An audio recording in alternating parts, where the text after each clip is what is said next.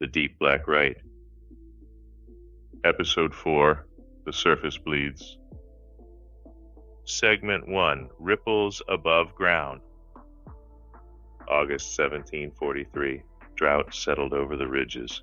Creeks shrank to trickles, leaves curled brown at the edges. Blackreach Mine did not suffer. It thrived. The Heartline chamber breathed openly now. Warm exhalations rose through the shafts. The air carried a copper-sweet scent of rot all the way to the surface.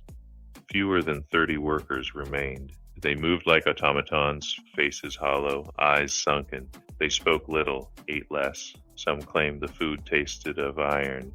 Others whispered that their dreams were filled with the same low hum that vibrated the stone. Outside attention finally came. A circuit preacher rode in from Staunton.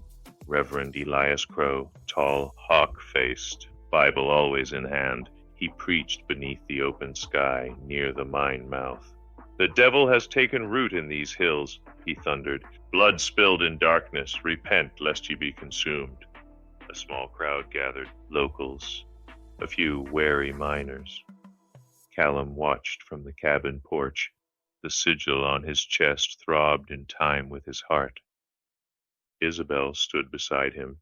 "He knows nothing," she murmured, "but he will draw eyes. We must be careful." Duncan and Fergus were already gone.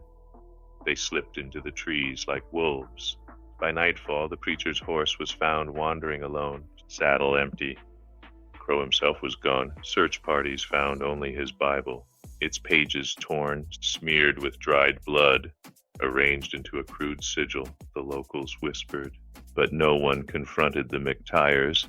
The coal still flowed. Fear brought silence. Segment 2, The Mark Spreads. Callum could no longer hide the change. The sigil on his chest had grown. Thin crimson lines crept outward beneath the skin, across collarbone, down ribs. By daylight they faded to pale scars. By torchlight they glowed. Pain came in waves, sharp stabs when the Heartline stirred, dull aches when it slept. He avoided mirrors, until one night he couldn't. He stripped to the waist and stared. The mark had become a map.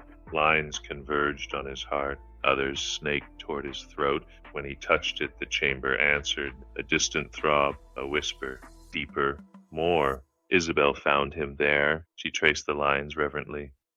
"It suits you," she said. "You will lead the next generation." Callum pulled away. "I didn't ask for this." "You were born to it," she replied.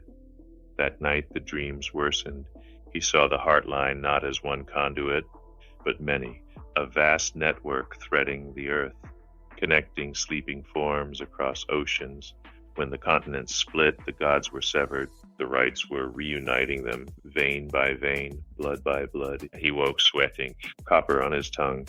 The pillow beneath his head was stained red. The sigil was weeping.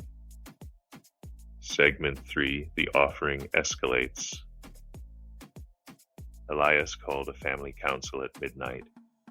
The hidden passage stood open. Warm air rose from below like breath. They descended together. No torches were needed. The Heartline chamber had changed. The central mass had swollen. Tendrils were thicker, more numerous. New fissures opened in the walls.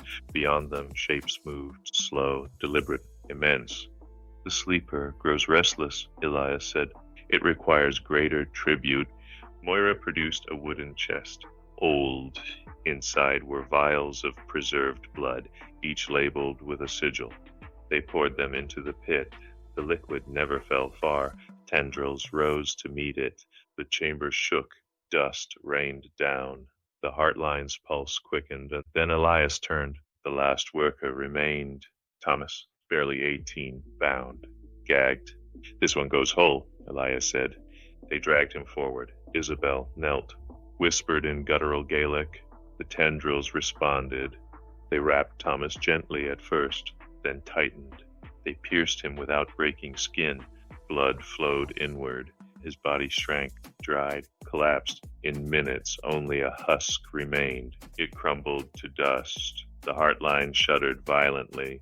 The floor split, and below, an eye opened, colossal, lidless, ancient, watching. Segment 4.